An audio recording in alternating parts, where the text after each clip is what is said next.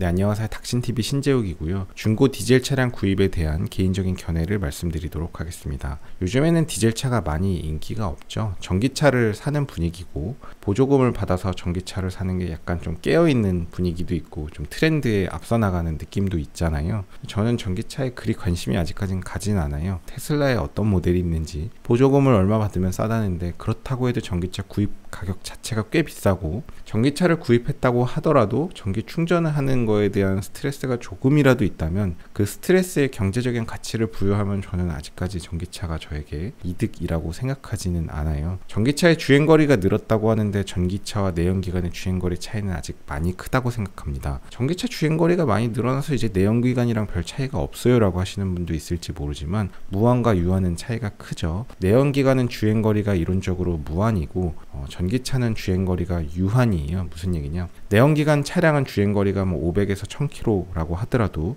주유를 바로 하고 계속 주행을 이어갈 수 있죠. 그 이후에. 그렇기 때문에 내연기관의 주행거리는 그냥 무한이라고 보시면 됩니다. 그래서 아직까지 저는 전기차에 별로 관심은 없고요. 환경에 대한 고민은 솔직하게 저는 아직 동기부여를 느끼지 못합니다. 닥신 저 사람은 환경에 관심 없는 정말 좀 아주 나쁜 사람이나라고 하실지 모르겠지만 사람은 동기부여가 없으면 움직이지 않아요. 저는 그렇게 감성적으로 얘기하는 사람을 굉장히 싫어하는데 그렇게 얘기하는 사람들조차도 사실은 되게 감성적인 척하지만 본인도 어떤 동기부여가 없으면 절대로 움직이지 않거든요.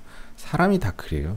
설령 아주 몇 명의 돌연변이가 환경만을 생각하는 사람이 있을지언정 지구상에 있는 전체 인간 유전자의 그 벡터의 방향은 본인의 동기부여에 따라서 움직이지 환경을 위해서 움직이진 않아요. 그렇다고 제가 뭐 파괴를 하겠다는 건 아니지만 내가 내 돈으로 차를 생각하는데 환경이란 비중을 그렇게 높게 생각하진 않는다는 얘기고요. 요즘에 내연기관을 구입할 때는 가솔린을 구입하는 게 대세인 분위기인데 돈을 생각하지 않으면 가솔린이 무조건 좋다고는 생각해요. 그런데 잘 보세요. 우리는 중고차를 좋아하는 사람들이에요. 제 채널의 영상을 보시는 분들은 중고차를 구입하는 입장에서는 신차를 풀옵션으로 사주는 분들이 고맙잖아요. 비꼬는 게 아니고 신차를 풀옵션으로 구입해서 1인 소유로 잘 관리해 갖고서는 중고차 시장에 내다 판매해주는 그 분들은 중고차 시장의 공급자잖아요. 그러니까 우리는 신차를 구입해 주시는 분들이 고맙다고 제가 말씀드렸잖아요. 이 비꼬는 게 아니고. 자, 우리들 입장에서는 사실 요즘처럼 디젤차가 되게 나쁜 분위기인 게 그리 나쁘지 않아요. 무슨 얘기냐? 요즘엔 전기차를 타는 게 대세고 살려면 무조건 가솔린을 사야 되는데 디젤은 절대 사지 마.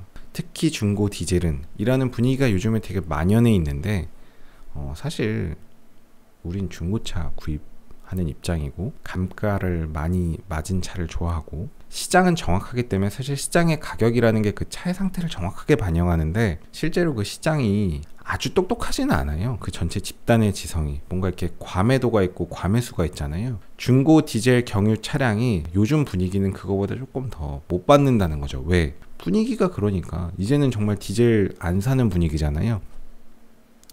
감사하죠. 우리들은. 왜? 더 싸게 살 수 있는 기회니까.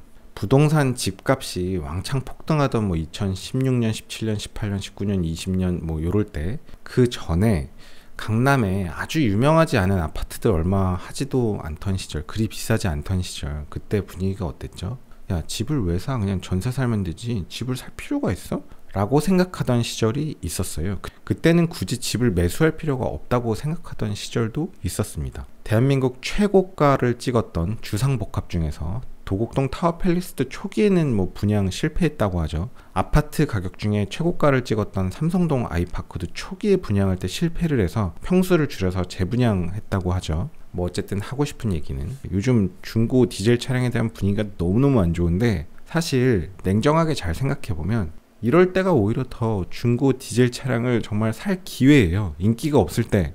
내가 중고차 영상을 2년 전, 3년 전 막 그때 찍을 때 계속 막 진짜 개꿀이다. 뭐 이거 이 가격이면 수입 중고 디젤 뭐 너무 감가가 좋으니까 가격적인 메리트가 넘으니까 이건 정말 필요도 없지만 한 2대 사고 싶다. 요즘에 댓글에 보면 진짜 그때가 개꿀이었네 라고 하시는 분들이 계시죠. 요즘 시세가 2년 전, 3년 전 시세랑 별 차이가 없다. 그때가 진짜 싸던 시절이다 라고 하시는 분들이 있어요. 그래서 이런 중고차 시장도 어떤 분위기에 따라서 되게 휩쓸려 가는 경향이 있는 것 같은데 일개 개인의 입장에서는 사실 중고 디젤은 아직까지는 메리트가 저는 충분히 있어 보입니다. 제가 이런 얘기를 하면 디젤 노후 경유 차량 이제 서울에 진입 못 차지 않냐 뭐 폐차해야 되고 그런다는데 라고 하시는 분이 있을지 모르죠. 그런 분들이 많이 계셔야 우리가 더 감사하게 개꿀 가격에 중고 디젤 차량을 구입할 수 있습니다.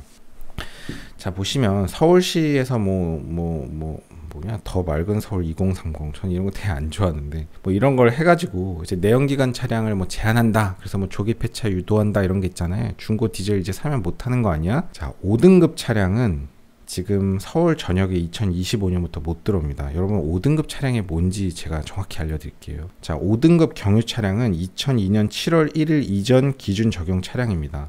그래서 그 5등급 차는 이거 꽤 옛날 차들입니다. 거의 뭐 99년도 무쏘, 뭐 옛날 초기 카니발.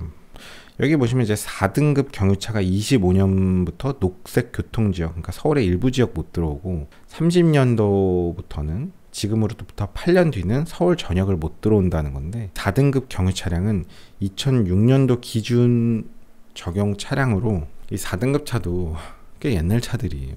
이 4등급 경유 차량은 배출가스 저감 장치 DPF가 출고 당시부터 미장착된 경유차라고 하죠. 이 DPF가 출고부터 장착되지 않았던 차들이 제가 아까 말씀드린 거의 그런 정도의 차들이니까 대부분의 차는 사실 DPF가 다 장착됐죠. 그래서 이 4등급 차량도 꽤나 옛날 차들이고 설령 있다 하더라도 그 중고차 가격이 얼마 안 돼요. 거의 재산적 가치가 얼마 안 되는 차들이라서 실질적으로 여러분의 인생에 그리 큰 영향을 미치는 차들이 아니에요. 제가 타고 있는 차 중에 2011년식 12년 된 18만 3천 킬로 된 중고 520D가 있는데, 뭐 댓글에서 뭐 썩차다, 뭐 뒷다리다, 뭐 수리비 폭탄이다 이렇게 조롱당하는 12년 된 중고 차량인데, 그 12년 된 중고 디젤 520D가 3등급입니다. 보여드릴까? 18만 킬로 뛴 중고차 시장에서 완전 그냥 똥차로 분류되는 제 중고 BMW 디젤 차량 520D가 F바디 그 오래된 전기형 3등급이나 돼요. 무려. 생각보다 되게 좋은 차입니다. 또 한번 다시 제 중고 BMW의 가치를 느끼는데, 자, 3등급 차량은 모든 내연기관으로 분류되고, 모든 내연기관은 2035년서부터 서울시의 녹색 교통지역 안에는 못 들어가고, 이게 뭐 대충 4대문 뭐 이런 지역 같은데, 그 다음에 2050년도부터는 서울 전역에 못 들어갑니다. 자, 그럼 중고 디젤 같은 거 지금 사면 막 뭐 못한다, 조기 폐차 당한다 그러는데, 거의 대부분은 3등급 이상의 차량이고, 3등급 이상의 차량들은 사실 지금 신차로 출고되는 휘발유랑 동일 취급당하고 있죠. 여러분이 지금 신차로 출고되는 현대자동차의 수많은 내연기관 차량 그 어떤 거를 구입해도 중고 디젤 중에 꽤 꼬무를 구입한 거랑 거의 같은 취급을 당해요. 그러니까 지금 신차를 구입해도 35년서부터는 녹색 교통지역 못 들어가요. 뭐 안 들어가면 그만이고 실제로 뭐 4대문 안에 들어갈 일이 그리 많은 건 아니니까. 서울 전역에서 타지 못하는 건 2050년도인데 저는 27년 뒤에 제가 살아있는 게 당연하다고 생각하지 않아요. 심지어는 2035년, 13년 뒤에도 내가 살아있는 게 당연하다고 생각하진 않아요. 13년 뒤의 일은 지금 신차를 구입해도 감가를 완전 다 쳐먹고 거의 재산적 가치가 없을 텐데, 그 13년 된 감가 개처맞은 그 물건의 재산적 가치가 여러분의 인생을 좌지우지 할 정도로 중요한가요? 그걸 그렇게 지금 13년 전부터 걱정할 정도의, 여러분이 그렇게 작은 돈에 인생이 좌지우지 되시나요? 그렇다면 그게 더 문제인 것 같은데. 그래서 지금 어떤 중고 경유 차량을 구입해도 사실 별 상관없는데, 사람들은 막 무슨 이런 제도 때문에 조기 폐차 어쩌고 저쩌고 하면서 경유차를 사면 큰일 난다고 생각하는데, 그런 분들이 많아져야 좋습니다. 감사한 분들이죠. 하나만 더 얘기할게요. 경유 차량을 구입하면 뭐 수리비가 많이 든다, 그래서 뭐 나쁘다 이런 얘기를 하시는데, 디젤 차량을 운행하면서 수리비가 특별히 더 많이 든다고 전 느껴본 적은 딱히 없습니다. 디젤 차량을 구입하면 뭐 DPF 관리를 해야 되고, 뭐 흡기 뭐 매니폴더 관리를 해야 되고 막 이런 얘기를 줄줄이 하시는 분들이 계신데, 정비 매뉴얼에 그런 게 나와 있나요? 그러니까 제가 고민을 하면서 얻은 결론은 뭐냐 하면, 결국 이런 정비 시장도 약간의 바이어스가 좀 있는 것 같아요. 우리가 차량을 정비소에 맡겨놓고 검사를 하고 정비를 예방 정비까지 해야 된다고 맘먹으면 해야 될 게 끝도 없거든요. 오히려 정비해야 될 거를 만들어낼 수가 있어요. 하지만 그 차량의 연식과 키로수에 맞게 꼭 해야 될 정비만 하고 하지 않아도 되는 정비는 굳이 하지 않기도 해요. 우리는 모든 확률을 다 대비하진 않거든요. 사람도 똑같은데 조금 고령이 있는, 자동차로 비유하면 좀 비유가 그렇지만 연식과 키로수가 있는, 연세가 좀 있는 분들 병원 가서 검사를 이거저거 돌리면 여러 가지 진단명과 병이 만들어지죠. 머리 영상을 찍으면 애뉴리즘이 나오고 올드 임팍트 TI 뭐 이런 것들 죄다 나올 거고, 코로너리 안지오를 하면 여러 가지 코로너리 스테노시스 병변들 죄다 나오겠죠. 연세가 있으니까. 그래서 이런저런 진단명을 붙여가지고 뭐 AFib니까 안티코아굴레이션하고 레이트 조절을 하는 약을 먹는 뭐 이거저거 막 하다 보면 여러 가지 뭐 진단명이 죄다 덕지덕지 붙게 되는데 정말 이게 정말 꼭 필요한 진단인가? 정말 고쳐야 되는 병인가? 이게 이 나이에 있는 게 병이라고 할 수 있는 건가? 싶은 것들도 있죠. 자동차도 마찬가지인데 연식과 키로수에 따라서 그냥 이 정도의 것들은 그냥 이 정도로 유지를 하면 하체 보수를 다 하고 DPF를 막 뭐 몇만 킬로마다 클리닝하고 그래서 디젤차 수리비가 많이 든다고 하는 분들은 그만큼 약간 좀 바이어스가 있는 것 같고 저는 사실 그렇게 예방정비를 별로 좋아하지 않는데 지금까지 차량을 구입하면서 디젤차를 탈 때 수리비가 특별히 많이 든다고 느낀 적은 아직까지는 없는데 어쨌든 사회적인 분위기가 디젤 경유차에 그리 좋지가 않은데 오히려 사실 중고 시장에서 우린 매수자잖아요. 개인의 입장에서는 오히려 더 구입을 고민해 볼 기회일 수 있습니다. 뭐 구입을 하시든지 말든지 까놓고 얘기해서 저는 뭐 별 상관은 없어요. 선택은 여러분이 알아서 하시면 됩니다. 오늘도 긴 영상 봐주셔서 감사합니다. 수고하셨습니다.